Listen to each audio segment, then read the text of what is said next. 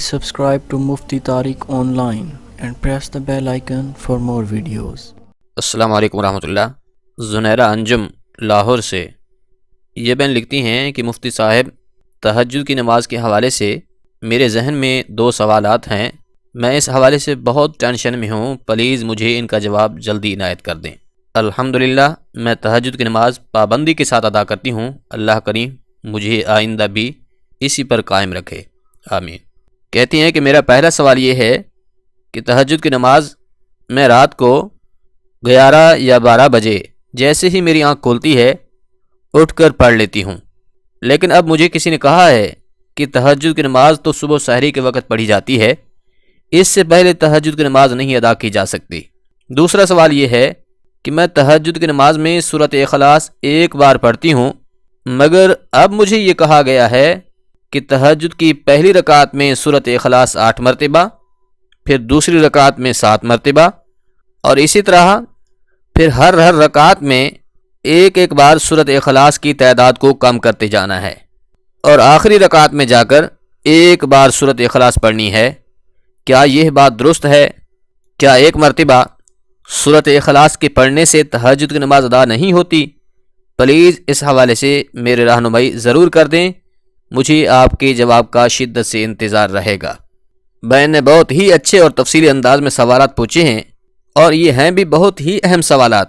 پہلا سوال یہ تھا کہ رات کے 11 یا 12 بجے جیسے ہی آنکھ کھلتی ہے تو اٹھ کر تہجد کی نماز پڑھ سکتے ہیں؟ کیونکہ مجھے کسی نے کہا ہے کہ تہجد کی نماز تو اس وقت ادا نہیں ہوتی، بلکہ تہجد تو صبح کے وقت پڑھی جاتی ہے۔ تو یاد رکھیے، تہجد کی نماز کا جو وقت ہے وہ کب سے شروع ہوتا ہے اور کب تک باقی رہتا ہے، اور پھر کس وقت میں تہجد کی نماز کا پڑھنا افضل ہے، اس مسئلے کو بڑے دھیان سے سمجھ لیں۔ جب آپ عشاء کی نماز پڑھ لیتے ہیں، عشاء کے فرائض ادا کر لیتے ہیں، تو اب آپ کے لیے تہجد کی نماز کا وقت شروع ہو جاتا ہے، اور پھر رہے گا کب تک؟ تو صبح طلوع فجر سے پہلے تک آپ تہجد کی نماز ادا کر سکتے ہیں، یعنی طلوع فجر تک تہجد کی نماز کا وقت رہتا ہے۔ جیسے ہی طلوع فجر کا وقت شروع ہوگا تو تب تہجد کی نماز کا وقت جو ہے ختم ہو جائے گا۔ اب رات کے کسی بھی حصے میں آپ سو کر اٹھے ہیں، آپ نے اس وقت تہجد کی نماز ادا کر لی ہے، تو اس وقت ادا کی گئی تہجد کی نماز کا آپ کو ثواب بھی ملے گا، اور آپ کی تہجد کی نماز ادا بھی درست ہو جائے گی۔ البتہ افضل وقت تہجد کا کون سا ہے؟ تو اس حوالے سے علماء کرام نے بیان کیا ہے کہ افضل وقت جو ہے وہ صبح سحری کا وقت ہے، یعنی کہ طلوع فجر سے پہلے جو سحری کا وقت ہوتا ہے، رات کا آخری جو پہر ہے، اس وقت میں تہجد کی نماز کا پڑھنا یہ افضل اور اولیٰ ہے۔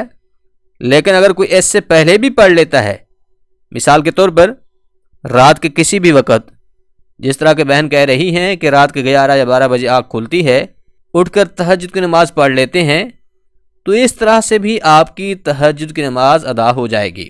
یہ تو تھا مسئلہ کہ تہجد کی نماز کا وقت کب شروع ہوتا ہے اور کب تک باقی رہتا ہے۔ اب جو دوسرا سوال تھا کہ تہجد کی نماز کی پہلی رکعت میں سورۃ اخلاص 8 مرتبہ، پھر دوسری میں 7 مرتبہ، اسی طرح سے ہر رکعت میں ایک بار سورۃ اخلاص کی تعداد کم کرتے جانا ہے، اور پھر آخری رکعت میں جا کر 1 بار سورۃ اخلاص پڑھنی ہوتی ہے۔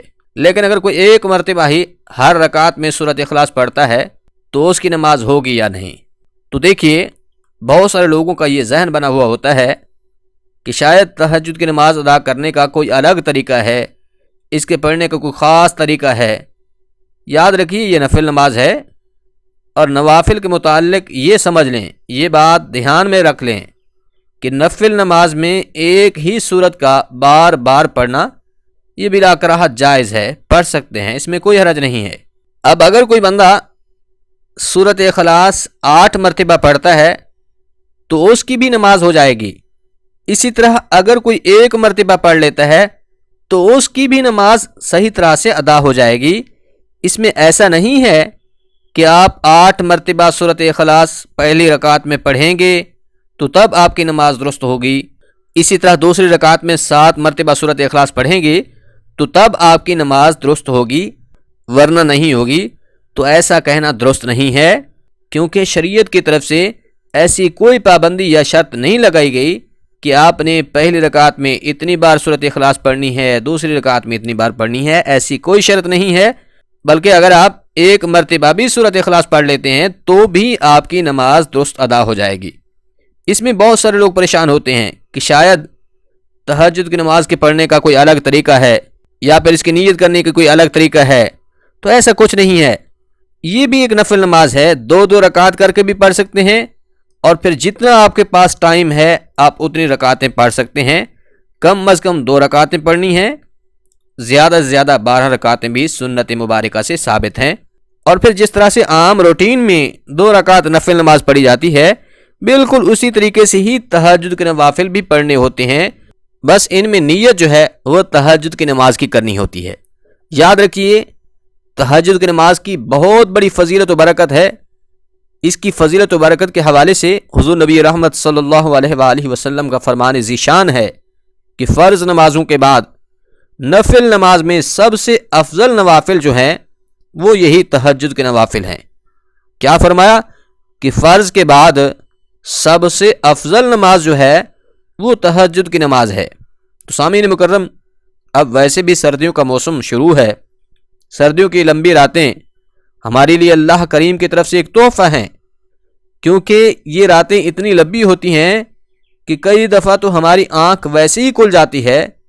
اس وقت پھر ہمیں یہ کوشش کرنی چاہیے کہ ہم اٹھ کر اللہ کے حضور سجدہ ریز ہو جائیں، کیونکہ اللہ کو اپنے بندے کی یہ ادا انتہائی زیادہ پسند ہے کہ اس کا بندہ گرم اور نرم بستر کو چھوڑ کر سردی میں اٹھ کر ٹھنڈے پانی سے وضو کر کے اپنے کریم پروردگار کے سامنے سر بسجود ہو جائے، سجدہ ریز ہو جائے، تو یہ ادا جو ہے اللہ کو بہت ہی محبوب ہے۔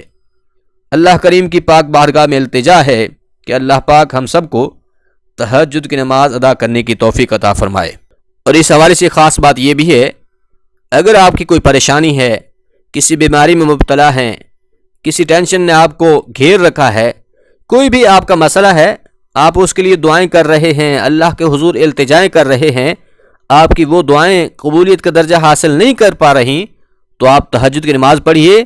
اس وقت گڑ گڑا کر، آنکھوں سے آنسو بہا کر اللہ کے حضور سچے دل سے اپنی دعا کے لیے التجا کریں۔ اللہ کریم آپ کی دعاؤں کو ضرور قبول فرمائے گا۔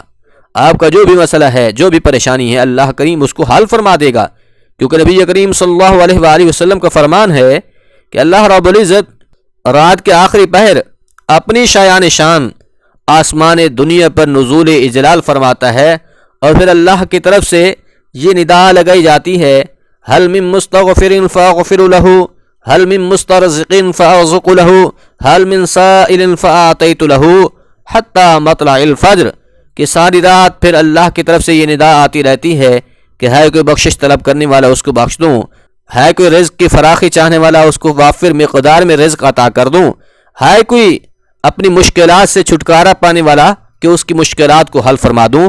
تو ساری رات اللہ کی طرف سے پھر یہ ندا آتی رہتی ہے۔ حضور نے فرمایا حتی مطلع الفجر، حتیٰ کہ فجر طلوع ہو جاتی ہے۔ تو جو بندہ بھی اس وقت اللہ سے مانگتا ہے، اللہ کریم اس کو بے بہا عطا فرماتا ہے اور بے حساب دیتا ہے، اور پھر اس کی منہ مانگی گئی مرادوں کو پورا فرما دیتا ہے۔ اس لیے اگر آپ کی بھی کوئی پریشانی ہے، کوئی مسئلہ ہے، کوئی ٹینشن ہے، آپ اٹھیے، تہجد پڑھیے، اللہ کے حضور التجا کیجیے، انشاءاللہ اللہ کریم آپ کی اس پریشانی کو ضرور حل فرمائے گا۔